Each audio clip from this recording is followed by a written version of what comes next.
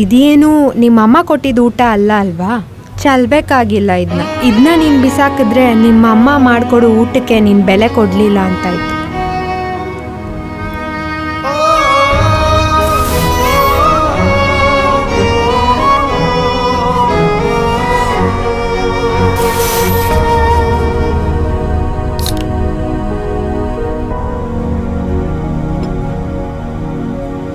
ನೀನೇ ಅಲ್ವಾ ರೆಬಿ ಸ್ಕೂಲ್ ಮ್ಯಾಗ್ಝೀನ್ನಲ್ಲಿ ಬಿಷಪಿನ ಕತೆಗಳು ಅನ್ನೋ ಒಂದು ಕಾಲಮ್ಲಿ ಮಲಯಾಳಂನಲ್ಲಿ ಒಂದು ಕತೆ ಬರೆದೆ ಅಲ್ವಾ? ನಿಮ್ಮ ಅಮ್ಮನ ಮಾತು ನಿಂಗೆ ಸ್ವಲ್ಪ ಡಿಸ್ಟರ್ಬೆನ್ಸ್ ಆಗಿದೆ ಅಲ್ವಾ?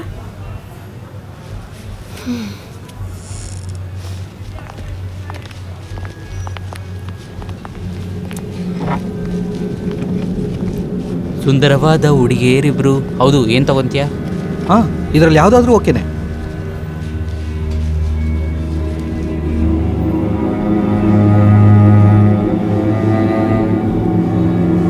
ಯಪ್ಪ ಬೇಗ ಆರ್ಡರ್ ಮಾಡಪ್ಪ. ಏನು ಹೇಳೋದು? ಏನಾದರೂ ಹೇಳು, ನಿನಗೇನು ಬೇಕು? ಹಾಂ, ನನಗೆ ಓಕೆನೆ. ಹಾಂ, ಓಕೆ ಓಕೆ, ಆಯಿತು ಆಯಿತು, ಓಕೆ. ಹಲೋ, ಬಾಳೆ ಮರ ಚೆನ್ನಾಗಿ ಪಳಪಳ ಅಂತ ಬೆಳೆದಿದೆಯಲ್ಲ, ಬಿಚ್ಚಿ ನೋಡ್ಬಿಡೋಣವಾ? ಅದೇ ಅದೇ.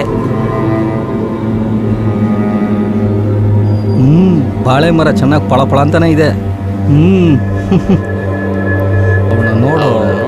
ನೋಡೋದಕ್ಕೆ ಸೂಪರ್ ಆಗವಳೆ.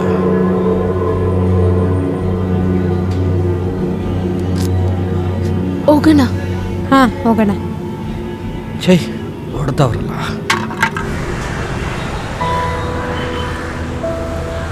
ಎಲ್ಲ ಹುಡುಗಿರಿಗೂ ಈ ಥರ ಪ್ರಾಬ್ಲಮ್ ಬರೋದು ಸಾಮಾನ್ಯನೇ. ನೀನೇನು ಟೆನ್ಷನ್ ಮಾಡ್ಕೋಬೇಡ. ಇವಾಗಿನ ಪ್ರಪಂಚ ಬಗ್ಗೆ ನಿಂಗೆ ಗೊತ್ತಲ್ವಾ ರೆಬಿ? ನಮ್ಮ ಸುತ್ತ ಇರೋರೆಲ್ಲರೂ ಕಾಮದೃಷ್ಟಿಯಿಂದನೇ ಹುಡುಗಿರ್ನ ನೋಡಿ. ಇವ್ರನ್ನೆಲ್ಲ ತಿದ್ದಕ್ಕೆ ಆಗಲ್ಲ, ನೀನೇನು ಬೇಜಾರು ಮಾಡ್ಕೊ. ಈ ಥರ ಸಿಟ್ಯುವೇಶನ್ಲಿ ನೀನು ಅರ್ಥ ಮಾಡ್ಕೋಬೇಕು, ನಮ್ಮ ಅಮ್ಮಂದ್ರು ನಮ್ಮ ಜೊತೆ ಜಗಳ ಆಡೋದು ನಮ್ಮ ಮೇಲಿರೋ ಕೋಪಕ್ಕೋಸ್ಕರ ಅಲ್ಲ, ನಮ್ಮ ಮೇಲಿರೋ ಪ್ರೀತಿಗೇನೆ. ರೆಬಿ, ತಪ್ಪು ನಾವೇ ಮಾಡಿದ್ರು ಅದ್ರ ಬಗ್ಗೆ ಅಮ್ಮಂದ್ರ ಅಡ್ವೈಸ್ ಮಾಡಿದ್ರು ನಾವು ಕೇಳಲ್ಲ. ನಮ್ಮ ಗುಣಗಳು ಹಾಗೆ. ಅದು ಇಲ್ಲದೆ ನಮ್ಮ ಅಮ್ಮಂದ್ರುಗಳಲ್ದೆ ಬೇರೆ ಯಾರ ಹತ್ರನಾದ್ರೂ ಚೇಷ್ಟೆ ಎಲ್ಲ ಮಾಡೋಕ್ಕಾಗತ್ತಾ ಏನು ಹೇಳು? ಈ ವಯಸ್ಸಿನಲ್ಲಿ ಅಮ್ಮಂದ್ರ ಗಮನ ಪೂರ್ತಿ ನಮ್ಮ ಮೇಲೆ ಇರುತ್ತೆ. ಮೇ ಬಿ ನಮಗೆ ಅದು ಇರಿಟೇಟ್ ಆಗ್ತಿರುತ್ತೆ. ಕಣ್ ಕಾಣಿಸ್ತಿರುವಾಗ ಕಣ್ಗಳ ಬೆಲೆ ನಮಗೆ ಗೊತ್ತಾಗಲ್ಲ, ಸರಿ ಅಲ್ವಾ? ಎಲ್ಲ ಅಮ್ಮಂದ್ರು ಹಾಗೇನೆ.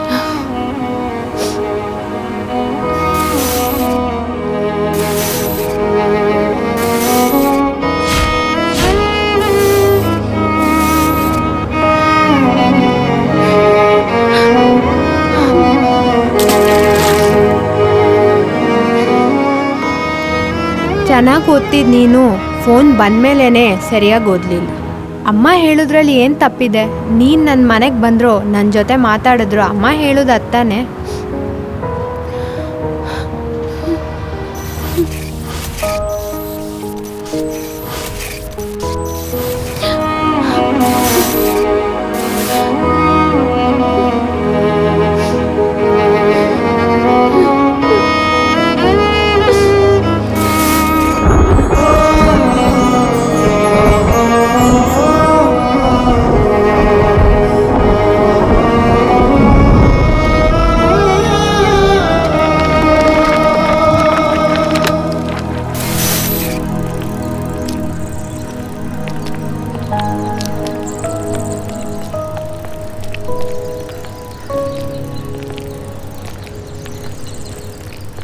ರೆಬಿ, ನೀನು ನಿಮ್ಮ ಅಮ್ಮನ ಜೊತೆ ಮಾತಾಡದೇ ಇರುವಾಗೆ ಒಬ್ಳೇ ಇರುವಾಗೆ ಅಮ್ಮನ ಫೀಲಿಂಗ್ಸ್ ಬಗ್ಗೆ ಯಾವತ್ತಾರು ಯೋಚನೆ ಮಾಡಿದೀಯಾ?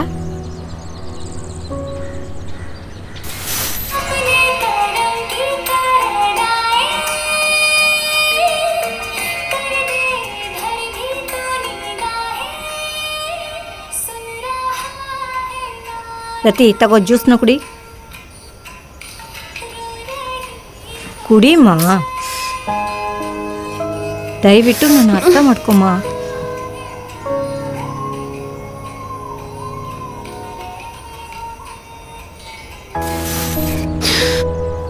ನೀನು ಬೆಳಗಿಂದ ಏನೂ ತಿಂದೇ ಇಲ್ಲ, ಅಲ್ಲಿ ನಿಮ್ಮ ಅಮ್ಮನೂ ಏನೂ ತಿಂದೇನೆ ಇರ್ತಾರೆ. ಅಮ್ಮಂದ್ರೆ ಎಲ್ಲ ಹಾಗೇನೆ.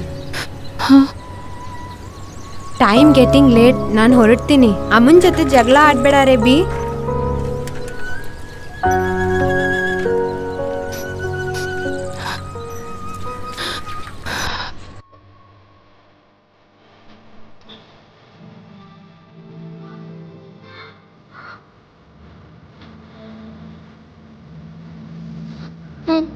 ಜ್ಯೋತಿ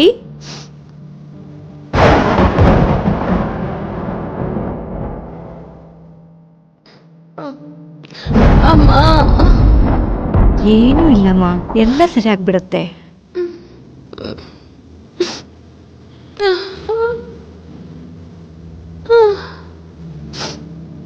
ಯಾಕೆ ನೀನ್ ಚಿಂತೆ ಪಡ್ತಾ ಇದ್ಯಾ? ನಾನಿದ್ದೀನಲ್ಲ. ನಿಮ್ಗೇನು ಇಲ್ಲ, ಎಲ್ಲ ಸರಿ ಆಗ್ಬಿಡುತ್ತೆ. ಏನು ಯೋಚನೆ ಮಾಡದೆ ನಿದ್ದೆ ಮಾಡಿ. ನಿನ್ನದಿರಲಿನಲ್ಲಿ ನಾನಿರುವೆ ಎಂದು ಸದಾ, ನಿನ್ನ ನೆರಳು ಇರದೆ ನಾನು ಬಾಳಲೇಗೆ ಹೇಳು.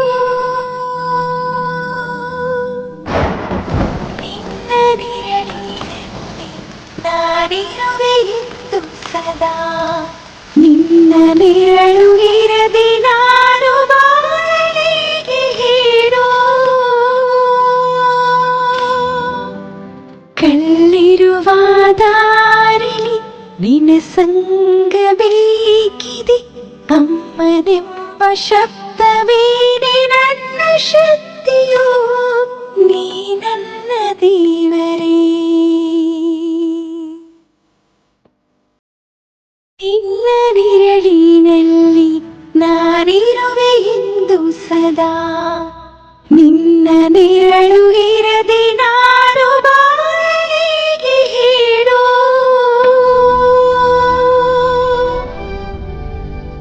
ಹಲೋ, ನಾನೇ ನಿಮ್ಮ ಶಿಲ್ಪ. ಇವಾಗ ಒಂದು ಕತೆ ಹೇಳ. ಇವಾಗ ನಾನು ನಿಮ್ಗೆ ಹೇಳೋದು ಒಂದು ನಾನು ಹೇಳ್ತೀನಿ. ಹಾ, ಹೇಳು.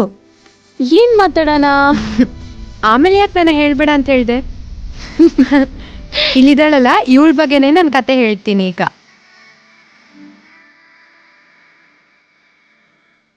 ನಿನ್ನ ತ್ಯಾಗ ಕಡಲತ್ತೆಯ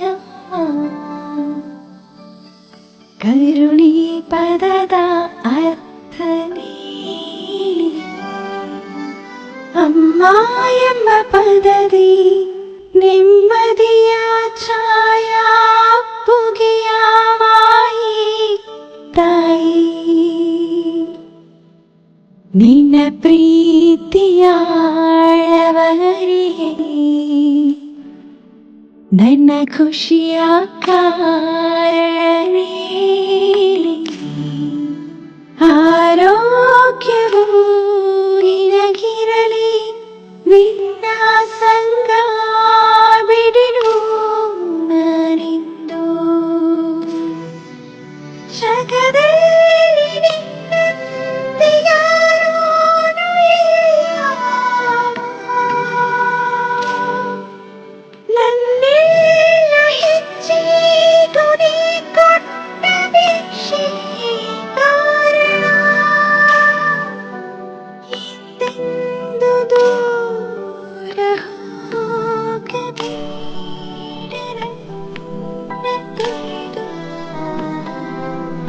ಇರುಳಿ ಜೊತೆಗೆ ಸದಾ.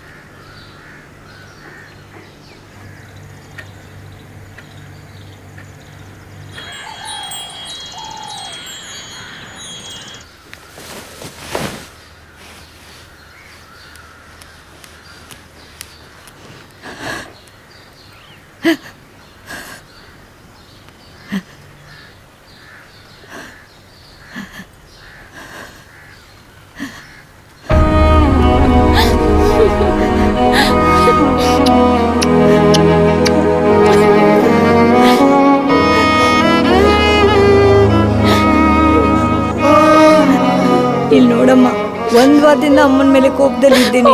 ಈಗೆಲ್ಲ ಕೋಪ ಹೋಯ್ತಾ ನನ್ನ ಮೇಲೆ?